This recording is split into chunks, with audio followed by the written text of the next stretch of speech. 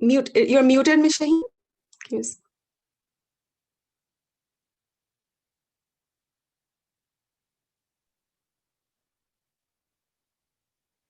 Assalamu alaikum, everyone. I would like to welcome you to our educational parent webinar. And my name is Ms. Shaheen, and I would like to welcome you to our educational monthly webinar. And this webinar has been brought to you by Hadi School of Excellence, a full-time Islamic school based in Schaumburg, Illinois, creating leaders of tomorrow from preschool to 8th grade. Hadi School is the first Muslim lighthouse school in America, which follows the Leader in Me curriculum based on the 7 habits of highly effective people developed by Stephen Covey. And our school follows project-based learning, STEAM curriculum, Islamic studies, along with a strong academic are an integral part of our school. And I would like to introduce our speaker and founding member of Hadi School of Excellence. Ms. Azra has an academic background in educational leadership, accounting, and social work. She earned her Master's of Education in Educational Leadership from Argosy University in 2013 and is currently completing her Doctorate of Arts in Educational Leadership from National Louis University. She is the principal of Hadi School of Excellence, and she is also a member of the Teacher Preparation Advisory Board at the National College of Education, National Louis University. She is also a member of Advisory Board for Rise Academy and member of the Principal Center and a board member of Principal of Islamic School of North America, commonly known as CISNA. So with that, I would welcome Ms. Azra to present. Thank you, Ms. Shaheen. A'udhu billahi minash shaitanir rajeem. Bismillahir rahmanir rahim. Again, like Ms. Shaheen said, I would like you all to welcome to the webinar. This is our first webinar in the series of webinars, inshallah, we'll be having on a monthly basis, inshallah. And this particular webinar will be focused on just some knowledge-based, some information about the effects of COVID-19 on our children and the trauma and stress-related and how does that trauma affects the children in the long run, and some information about the resilience in children. So moving on to the next slide. So again, the outcomes are basically the challenging and the burden of the COVID-19 that we have on our children and the pandemic in this, and the mental impact of the children, and really planting a seed of understanding and the adverse effect of this COVID-19 and what we call the adverse childhood experiences. So we want to know what are the difference between the different understanding different stress levels and the ways that we can raise resilient children, inshallah. So to move on to the next slide. Before we start, I wanted to just set some expectations as to this particular webinar because this webinar is mainly towards it's a knowledge information about the different impact of children on the life of the children, the stress that they might have. And there's no checklist that I'm going to be giving you. There is no one size fit all strategies, because these are really, you are the expert for your children, right? So instead, this is almost like a strategy or a guidepost that we'll be providing you that you can follow when you're dealing with your children. And I know that we have a lot in our plates. We as parents and educators, there's a lot going on, especially to this pending. We need to take one step at a time and just take a deep breath and calm down and really move forward. So we need to, because we don't know what is going on in people's lives, right? We wanted to avoid some assumptions that avoid assumptions, or I just wanted to say that this webinar is not about any particular community, but instead is about general information about what's best for our children, and that is grounded in research. Because we assume best for everybody, like who's, instead of jumping into conclusion, we wanted to seek to understand each other. And so this particular webinar is all about education and educating ourselves, because ultimately we want to foster the best relationship with our students. And I know we all are trying very hard.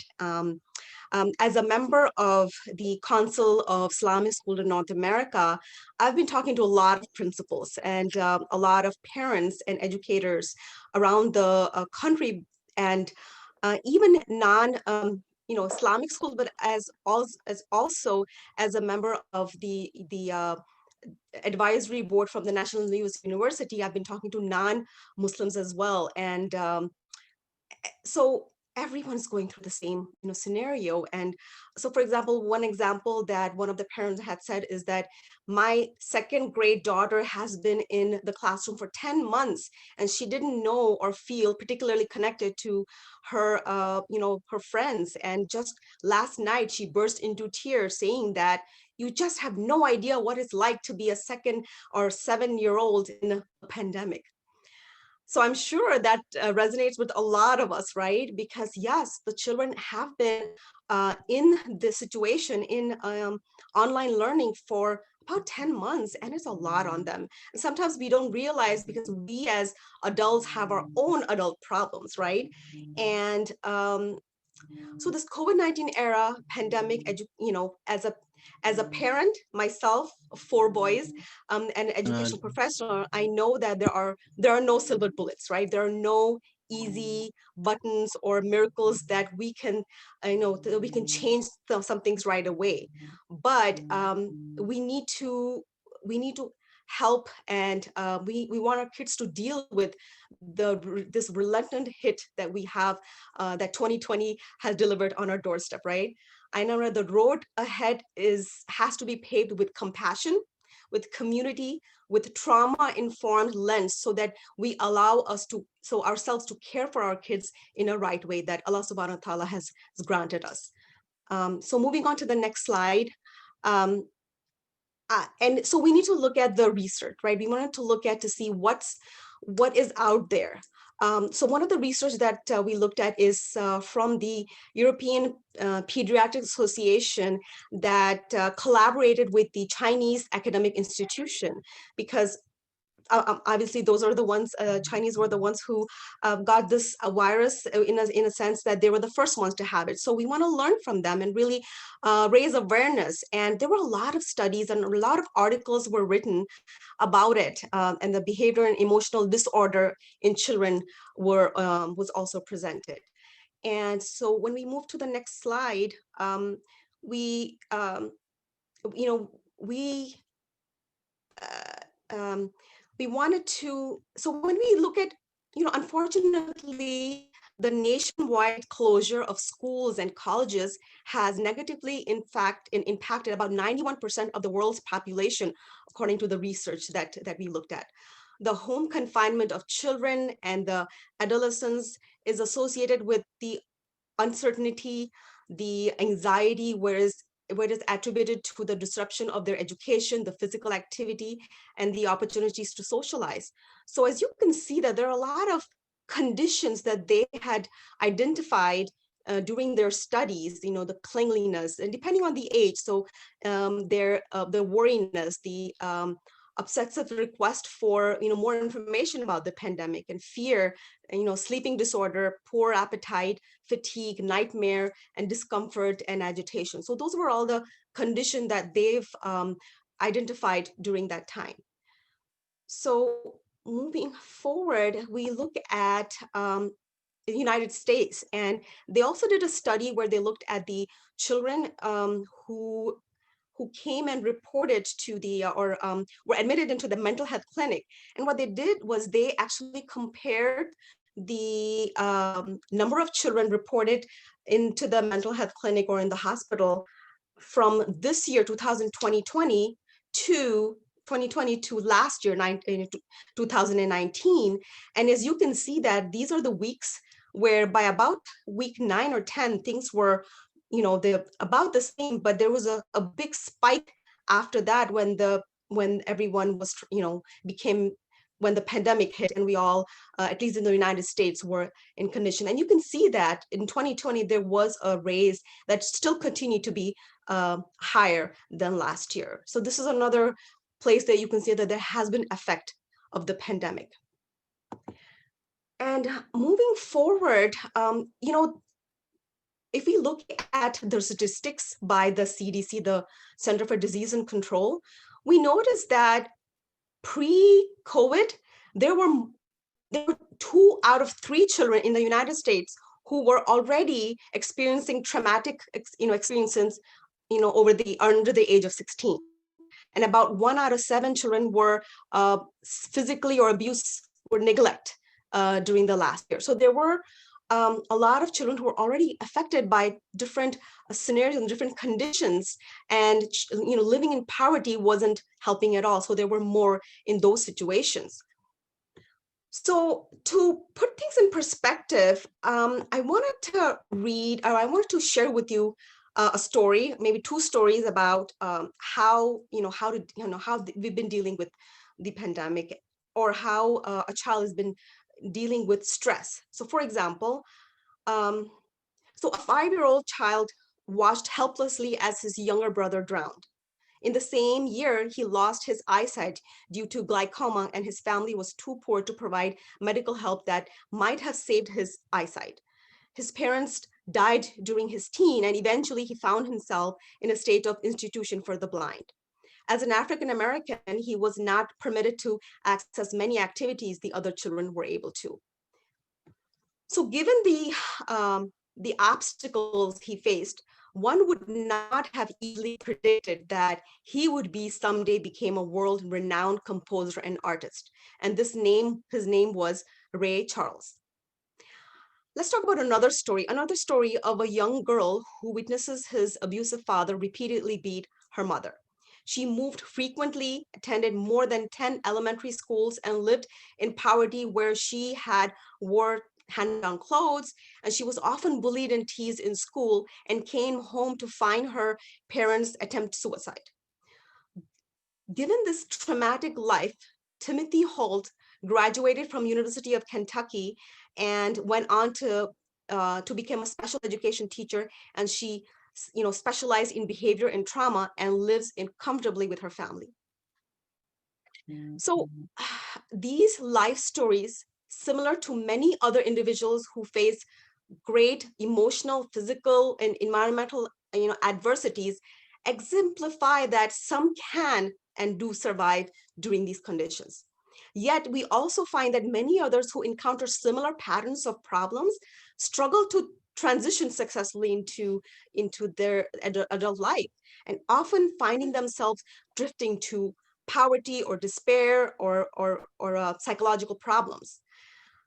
So a comparison of these individuals who became, who overcome these obstacles with those who are unable to overcome these obstacles really invites some intriguing questions, right? So for example, what exactly do the survivors do that enable them to survive? How do they think? Or what kind of experiences do they have that may be absent in the lives of those who did not survive? And how much of this survival is attributed to their genes, their parenting, or the education, or mentoring, or temperament? So we need to understand this. And to understand the situation and answer these questions, we need to really learn and understand the causes of stress and the different kinds of stress that happen in children. So when moving on to the next slide, I wanted to talk about these 3 different kinds of stress that actually puts the discussion into perspective. So the first one is the positive stress. So what is positive stress? Positive stress is something that it's basically like when someone is given an opportunity to present, it's just that butterfly that a child might have in their stomach when they're getting ready to, put on a play on a stage, or a temporary nervousness, or some excitement, or some anticipation that's happening. And it is the cause of the motivation in children, really. And it's about taking risk.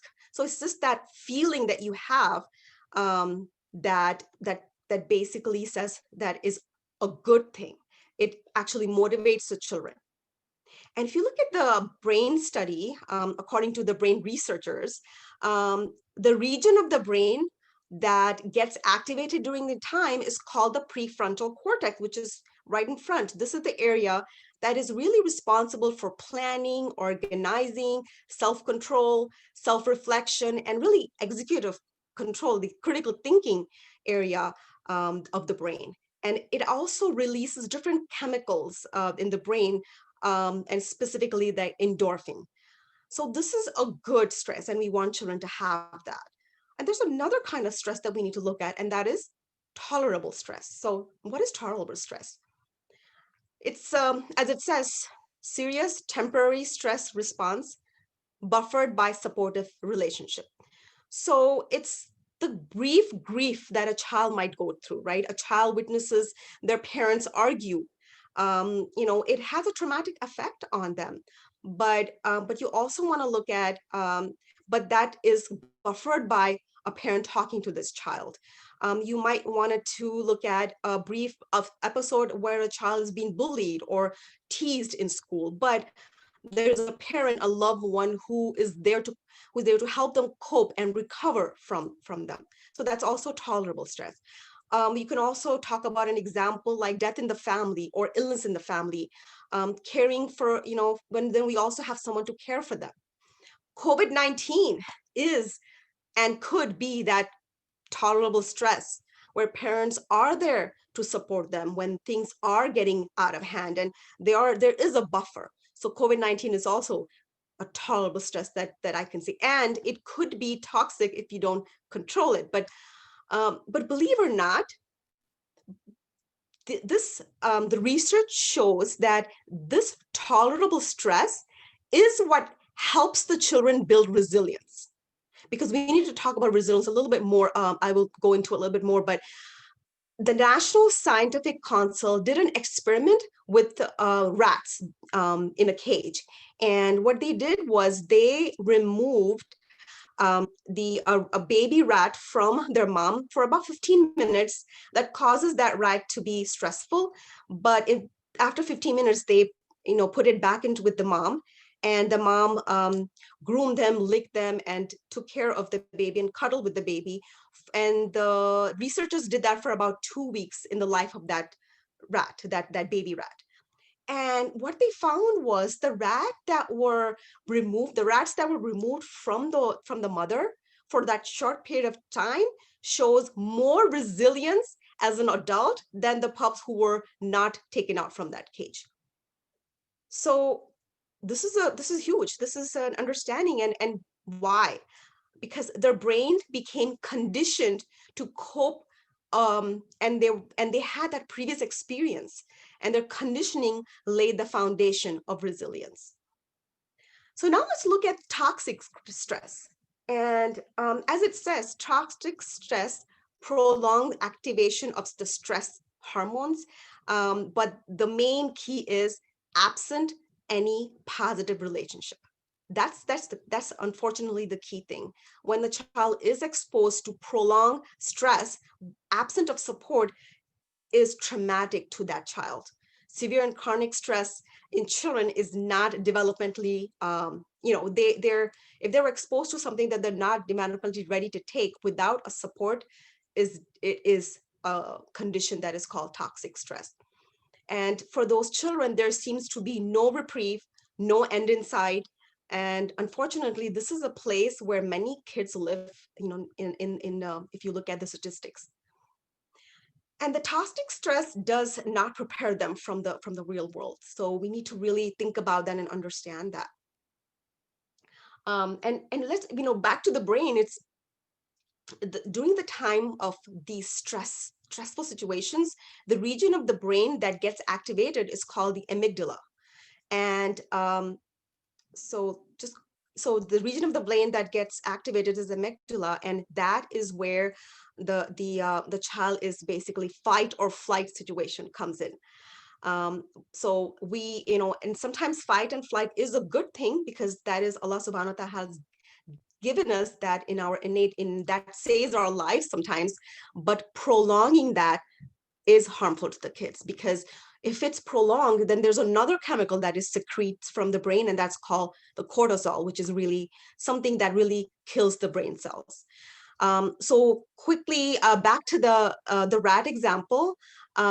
So the same time, the second research that was done was the rats were removed, the baby rats were removed from the mom's cage, for not for 15 minutes, but several hours at a time.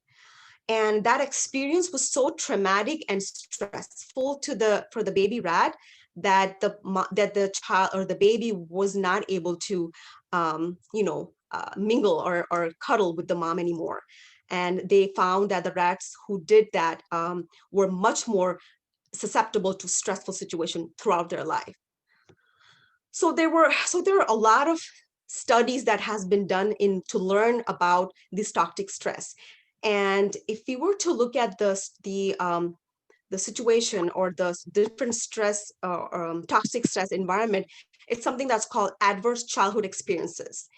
And this adverse childhood experience, which is ACE, it's done in collaboration with the Kaiser Healthcare in San Diego and the Center for Disease Control. And the overall objective of this research was to access the impact of numerous, interrelated ACEs over the wide variety of healthcare behavior and issues. So we need to acknowledge that these are happening. And when we look into the next slide, we can see that the ACE is really, there are different types of the ACE, which is adverse childhood experiences. And the study is in collaboration with the with the research. And let's go down a little bit. Yes, I'm all right. So this so basically the ACE is a term given to describe all types of abuse and neglect and different traumas. And these are the 8 different lists that I have it in there. But this landmark Kaiser study examines the relationship between those experienced during the childhood and the reduced health and well-being in the later on in their life. So this study really examines that, and then for us to understand how this has an impact. So going to the next slide, we look at our brain, and so our brain is, as I was saying, as I was saying, that it's designed to take, certain certain amount of stress, and then there's about 20 minutes where we can take that stress. But if the stress continues to be longer, it is harmful. So that chronic stress causes changes in their neural development, which does not allow them to learn, and it leads to many diseases and really anxious and aggregation. So if you look at this particular slide, it looks like how the brain is in an optimal growth for a child versus a child who is stressed.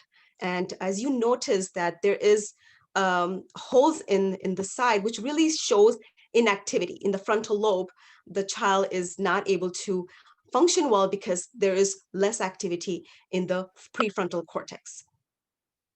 And next slide also shows the similarity when they did a PET scan, and they show that frontal cortex, the blood flow is much more for those children who has a healthy brain versus those who was abused. So this also shows that there is a physical difference between children who are impacted by some stress and some traumatic stress. And when we look at the limbic system, and it also shows how there is an elevated level of respiration, and heart rate also goes up, and the blood pressure also goes up, with the typical child versus the child who's struck with the traumatic stress. So now, let's look at the education, right? Because we want to look at how does ACE impact education? And it is obvious that the impact of adverse childhood experiences significantly impact the students in the classroom and their ability to learn. As this slide shows, it's 51% of the children with 4 or more ACE scores have learning and behavior problems in school compared to 3% with no ACE. So this is huge. And we need to consider that, because when we look at the next slide, we can see that, yes, there are a lot of effects that the child has, reduce ability to respond, increase heart level, and a lot of issues that we need to look at in as an educator to see that, what works and what doesn't. Memory and retrieval, for example, affects the school, affects the child when they're struggling in school because of that. So, for example, if a teacher informs the class that there will be a surprise quiz, and at that time, what happens? The child's adrenaline kicks in. They feel a bit nervous. They're became alert, because yes, that is a good stress, right? You want them to be at that position where they're alert, they're ready, and they were motivated to do it. But what happens if the child is already stressed out? They are unable to react, they're unable to, and they may act differently. And because they're so stressed out, their prefrontal cortex is shut down. How do you think they're going to do in the test? So we need to look at that scenario, think about it. I mean, just look at that scenario and think about how and where that child is in the situation. Looking at the next slide, I want to ask you, what do you see in this picture? What does this picture represent? What does that remind you? And I mean, it looks like a flower, right, blooming from the concrete. Looks like this flower, beat all the odds, push forth through difficulties and adversaries through the soil and through the concrete, and bloomed.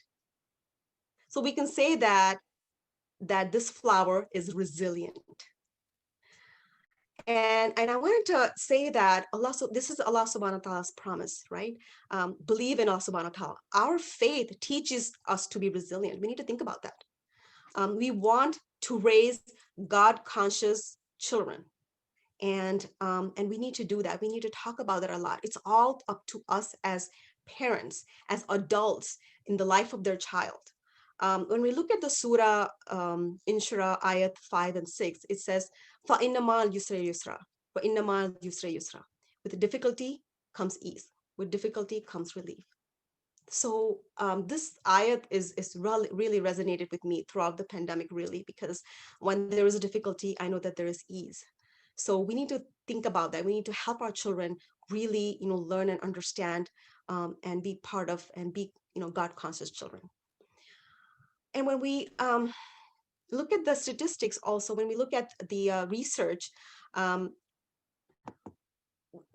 want to, and we look at the research, and research shows that resilience may be understood as a capacity of a child to deal with effectively with stress and pressures, and to cope with everyday challenges, and to really rebound from disappointment, right? We want them to make mistakes, but learn from them, in the trauma and the adversity that they're faced with, and to develop a clear and realistic goals, and to solve problem, and to interact comfortably with others, and to really treat oneself and others with respect and dignity. So this is what it's all about. Resilience is, if a child does suffer from grief, then they would feel loss, and there's a normal range of emotions, but over time, it wouldn't interrupt or disrupt their going to school or leading a healthy life.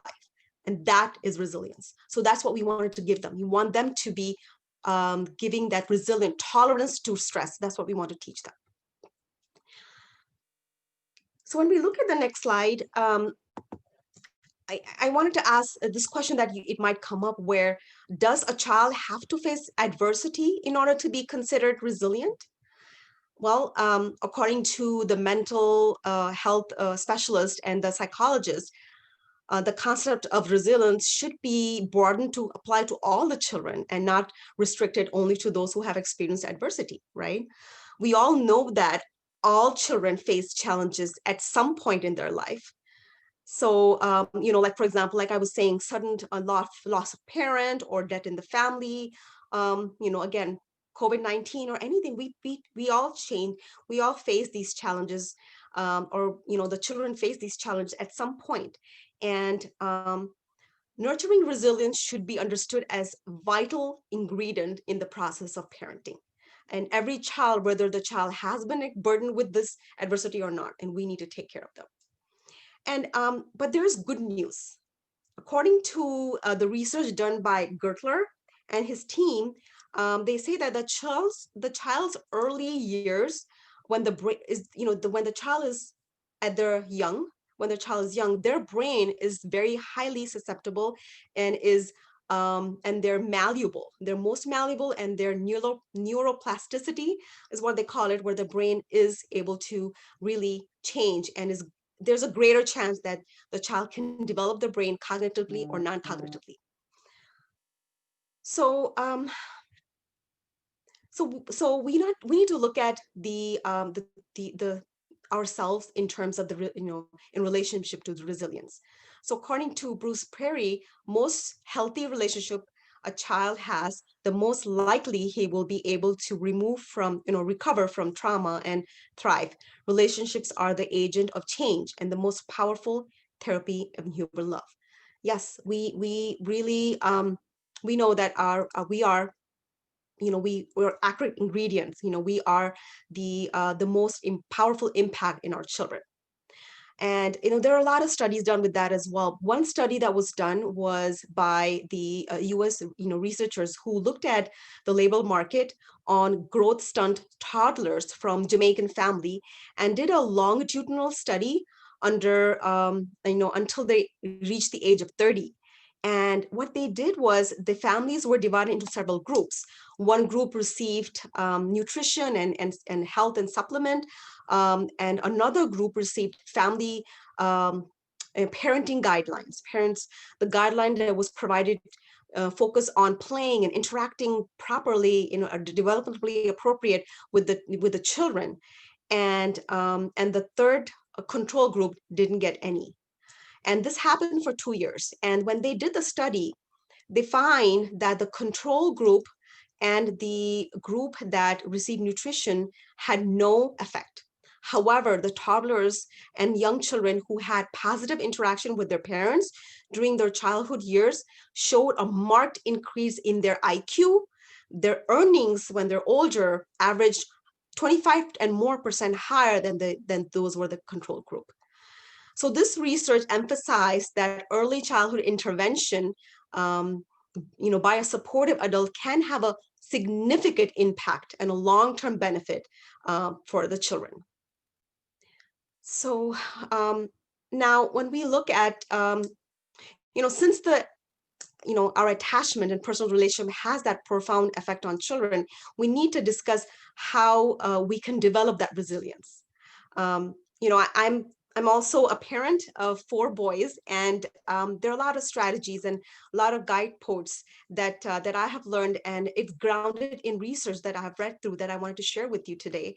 And we try our best to implement these strategies, and I feel that it will be helpful for us to learn about these 8 strategies, 8 guideposts, and this is done the research by Brooke Goldstein. So I'm going to quickly go through these different guideposts. The first one is the empathy and listening and communicating effectively. So empathic listening means that we are listening to understand our children and not necessarily listening to reply. And this is a great habit. It's called the seek first to understand and then to be understood. The habit that we, as even our school, Hadi School, uses a lot in our school, where out of the 7 habits written by the Stephen Covey book that we use in Leader in Me, seek first to understand is one of them. And it also, according to the research, one of the primary active ingredient, which is empathic listening. So we need to learn to be empathic. And empathy does not imply that we are agreeing with all the things that the child wants, but rather you attempt to appreciate and actually validate their point of views. It is not unusual for parents to believe that, well, they're empathic. I am empathic. But the reality is that sometimes it is more sensitive than that. For example, experience shows that it's easy to be empathic when our children do listen to us and do what they want us to do. But what about when they are upset, or when we are upset or we are angry at them? Then parents feel, sometimes they do something or they say something that is sometimes against developing resilience. So we need to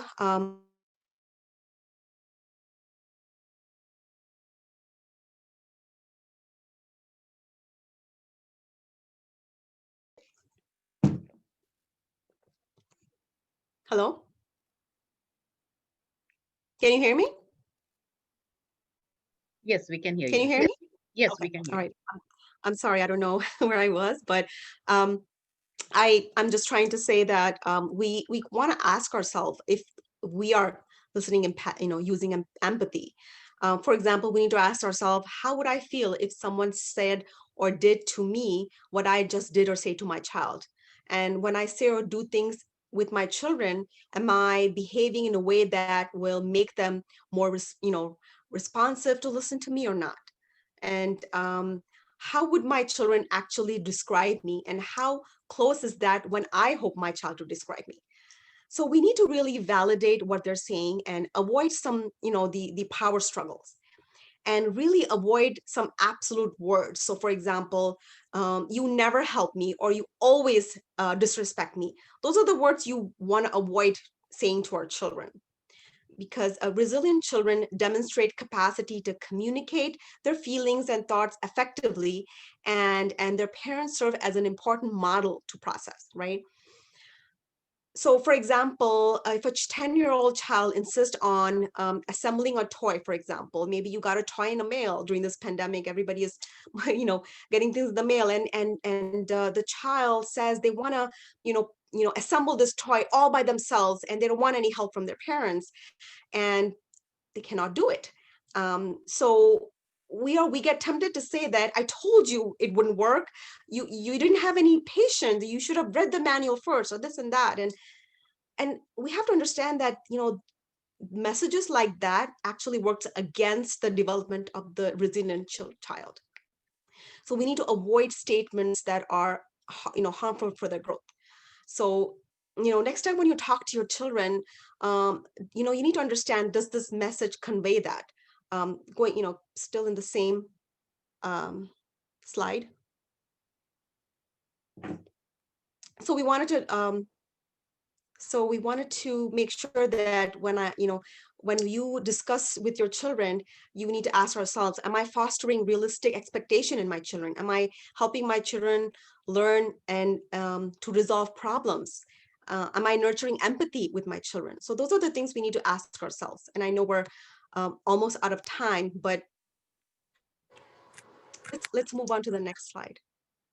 And so the next slide, guidepost is loving our children the way that helps them to feel special and appreciated. So if children are to develop a sense of security or self-worth and self-dignity, they must have people around them who demonstrate love, and not because of what they've accomplished, but because of their very existing. So that unconditional love that we should talk about. When such love is absent, or we fail to communicate that to our children, or we don't demonstrate that, it is difficult for them to really have a resilient mindset. And we look at the research, the psychologist Julie Seigel says that resilience is developed if there is at least one adult in the life of a child who is a charismatic adult, as an adult from whom a child gains strength. So we need to look at ourselves and say that, are they gaining strength from us? It's important to create that special moment in their life where you are alone with them. For example, I'm sure you all do that, and um, reading bedtime stories every day, with their children. It's so important. Sharing meals with their family and holidays, and praying with them, playing games with them, board games with them, doing arts and craft with them, going to masjid with them, and attending community events, and maybe taking a walk with them alone, and demonstrating an opportunity to convey love, and really making them feel special. It's so important. And sometimes on the day-to-day life, we can sometimes forget that, and so we need to keep reminding ourselves that we are making them feel special, and the only people who can do that is us as parents. And looking at the next slide, we're going to talk about the third one. The guidepost is accepting our children for whom they are and helping them to establish realistic expectation and goals. Yeah, those are very important. We need to, when we look at our children, and we should know that not all children are the same, and it's very obvious, right? But the research shows that Chase and Thomas was one of the researchers who really studied temperament in children, different temperament in newborn, and they find that there are children who are easygoing and flexible, and there are children who are difficult and sometimes active, and some of them are shy. So, and there's nothing wrong with any of them. They're just different individuals. And when parents lack knowledge about these inborn temperament, they may say or do something that compromises that satisfactory relationship with and developing resilience. So, for example, um, you find a child who is always late to school, for example, and maybe late to Zoom meeting, for example. Now there's the pandemic, and you may be very upset, and you can call, say things that may not be helpful to them, but really be upset at them. But maybe the parent might not realize that this children is, you know, is prone to is very distractible, moves a little slowly than the other children maybe, and then frequently may be distracted and drawn to activities other than that. So instead of yelling them or punishing them, it would be more effective to kind of accept the child for who or she is, and maybe engage, them in discussion about what can we do to create, what can we do, and realize that yes, you need to be on time. There is a consequences if you're not. So what can we do? Maybe set some, proactive measures, write some goals, or maybe checklist, or help them understand and work with the child rather than punish them or blame them or things like that. So next one is helping our children, experience success by identifying and nurturing their island of competence. So what is island of competence? What it really is, it's the I can do attitude. The self-efficiency is what we call it. Self-efficacy is extremely important and is a sign of resilience, where you know uh, resilience are based on child's experiencing success in the area where they themselves feel important, or the others feel important, right? So this requires parents to identify and reinforce child's strength. So we need to look at their strength and really highlight and emphasize on that. And because we know that every child has its strength, and rather than overemphasizing on the child weaknesses, we need to look at their strengths. Although it takes time to figure out what your child really likes and what he's good at, but it's okay to get feedback on the children things that they may not be good at. But sometimes parents overemphasize on that and forget to talk about the best things that the child does, and that pulls them down. So we need to be very cognizant about really letting them know that they are good in it. They are good. They just need to get better at things. So very important. Self-efficacy is extremely important, and we are there to provide them that support. Looking at the next slide, it's helping children to realize that mistakes are experience from which to learn. I love this, this flyer that I had. Mistakes are expected, respected, inspected, and corrected. I love this because we need to understand that resilient children tend to perceive mistakes as opportunities for learning and have a growth mindset, whereas children who are not very hopeful or have a fixed mindset often experience like mistakes are like indication of failure. So we wanted to look at it and really make them realize, and what can we do about it? When they are confronted with these challenges, or when they have that fixed mindset, they're most likely to flee from challenges. They might not want to make any challenges, or they think that they're inadequate and blame themselves or blame others for their faults. So if parents are to raise resilient children, they must help them develop the healthy attitude about mistakes and allow them to make mistakes, for example. Um, so So, I mean, for example, I can give a quick example is that when maybe when there's a baseball game where two children gets stuck, striked out, several times, and we find that one child approaches the coach and say that, coach, I am striking out. Can you help me to, figure out what I'm doing wrong? And this response suggests that a child with resilient mindset, who entertains the belief that the adults are there to help them. They are there to find answers to the questions, and their mistakes are learning experiences. And on the other hand, the child who still haven't developed the understanding that mistake is learning experience may tend to feel that it's not my fault. It's fault of the referee, for example, fault of the umpire, in this example of the baseball game. So we need to be able to look at that, and we need to say, okay, mistakes is important. For example, if you find a child wants to do something and accidentally drop something, we tend to rush and we tend to get mad at them and really get upset at them, and sometimes even in front of everybody else, and then we don't realize that that really hampers and hurt their feeling, and there's a good chance that that child might not want to try that again. So we need to really think about, what are we doing when they make a mistake? How do you react when your child makes a mistake? And the next one I'm going to talk about is, the next slide is the developing responsibility, compassion, and a social consciousness by providing the children with opportunities to contribute. So this is very important, because asking children to help out is another great way to develop resilience. So, parents communicate trust in their ability to handle all tasks, right? We need to let them know that we trust you. Um, you know, so instead of demanding them to do the housework, for example, you want them to do the chore, right? Instead of demanding them to do the chore, next time try asking them, or try telling them, can you help me with this?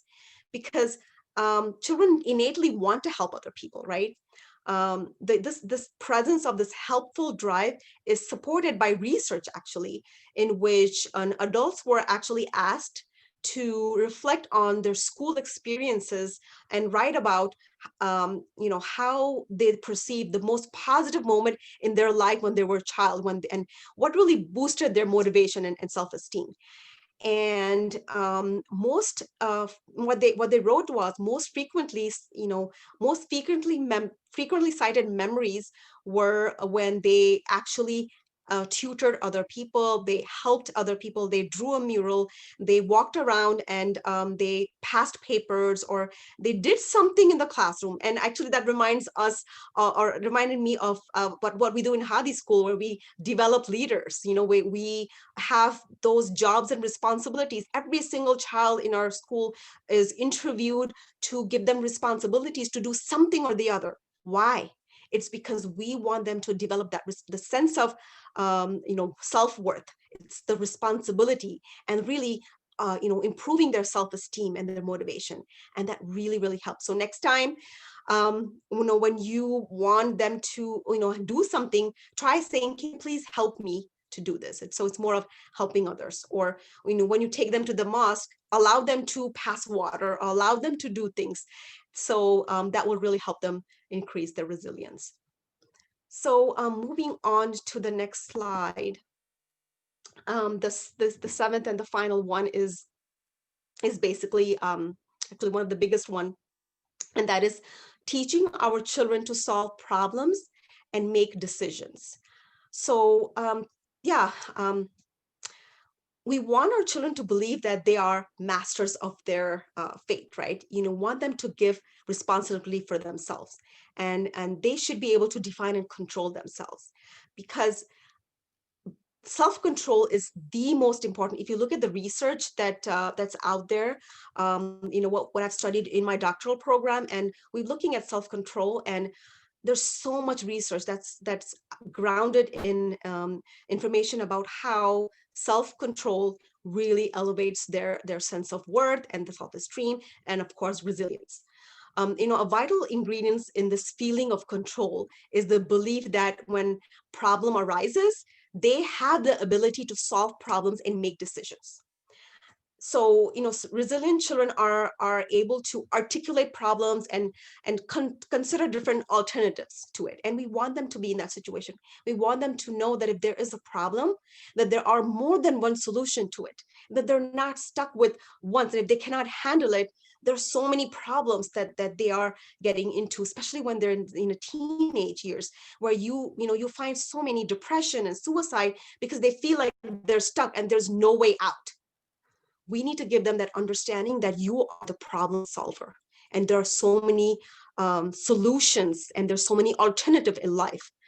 And parents are to reinforce this problem solving attitude in their children, and they must reinforce consistently telling, so we need to first of all avoid telling them what to do. We cannot say do this or do this. Instead, say, what do you think? Ask them about it. Insist, instead of encourage them basically to do things, and give them choices, a lot of voice and choice. We want to in our school give a lot of voice and choice to them, because when there's autonomy, their chances are they are going to do it. Telling them what to do is not the best thing, but giving them choices is probably the best thing you can do. And you can limit your choices to what you think is best, but give them a choice. Maybe make a list of things that your child has control over, and maybe think about what else can they do. And sometimes ask them if there is anything he or she likes to be in charge of, and maybe give more responsibilities to them, and that will help them really work, reemphasize. So the next and the last one is the disciplining in a way that promotes self-discipline and self-worth. This is huge. This is a lot of research is on self-discipline, and there's a whole webinar on that. Then that I can talk about. But I'm just going to go over this one slide about how can we develop the self-disciplined child, right? The way in which we discipline our children can either reinforce or deter self-esteem and self-control. And we need to be mindful of that. And so are the different ways. So for example, practice prevention. So we need to be proactive. If you see that, for example, if you see an hyperactive child who is not able to sit at the dinner table, maybe next time tell them to eat and then dismiss them, or maybe take them to a place where they can burn their energy, and avoid being in a position where you are disciplining them when it's not developmentally appropriate. A child at the age of 4 may not be able to sit an hours and on the dinner table, right? So their expectation is wrong. So we need to look at, what are we really disciplining that child for? And is it really under their control or not? The next one is be consistent. So don't say no to something that you later on will give into. This is a very common thing where you say no to a lot of things, and if the child cries and whines, sometimes we tend to give in. So what I'm thinking is that think carefully. We need to think carefully before we say no to absolutely anything. And we think about what is so important. Do we really need to say no to this? And if yes, then stick to it and be consistent. The second or the third one is to select one's battleground carefully. So what does that mean? Um, Obviously, behavior, concerning safety and deserved immediate attention, right? But other behaviors will be, based on their own and our own values and our expectations. But if the child is punished for countless behaviors in and constantly being told what to do and constantly being reprimanded, then we need to look at ourselves and think that, is that really necessary? So pick and choose what is really something that you need to talk to them about, and not reprimand on everything that they do. And so discipline sometimes get lost if you do that. And the last one is to rely on um, you know some things that are natural, rely on consequences that are natural and logistic, natural and logical consequences that you want to give as a consequence. So this just really means that, if your child is, for example, drops something while moving, from kitchen to the dining table, and yes, it's, we have choices at that time. We can either really punish them. You can say, why did you drop? Go and sit in the, maybe have them to go and sit in the room quietly, or other consequences that we could give them. Or we can say, oh, things happen, let's see what we can do differently next time, but now let's clean this up. So them cleaning is a natural, logical consequences of what they did. So we really need to look at um, all those areas. And I'm looking at it that we're out of time. But I wanted to talk about the next slide, where we have to do all this. We have so much responsibility as parents to really deliver and really make sure that we develop resilience in our children. But we wanted to really look at ourselves and say, are we ready for this? Are we taking care of ourselves? It's so important sometimes, and it's sometimes challenging, right? Because we're all in it together right now, especially during the pandemic. And the as the word says, you can't pour from an empty cup. Take care of yourself first, right? So yeah, we need to take care of ourselves first, because if we are stressed out, and if there's something that we're going through, how are we going to take care of our children?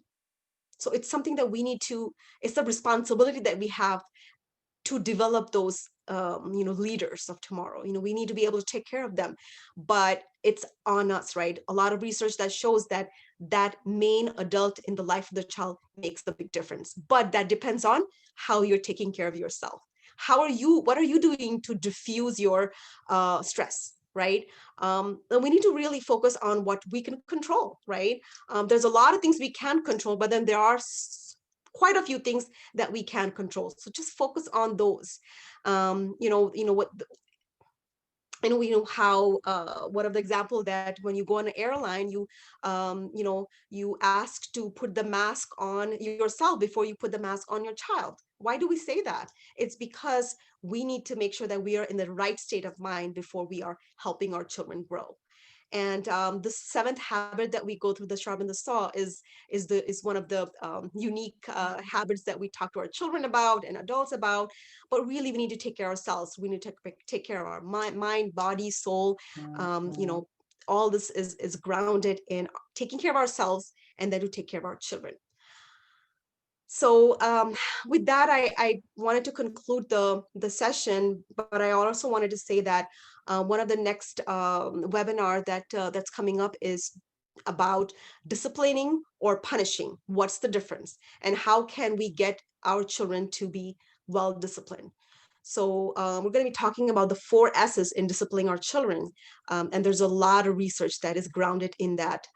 And so I can't wait to, inshallah, share that with you. And hope, and first of all, thank you so much for attending this webinar. And I hope you learned from it. Inshallah, if there is any questions or concern, I'm willing to, inshallah, share with you this webinar and the research behind it as well. So with that, thank you so much.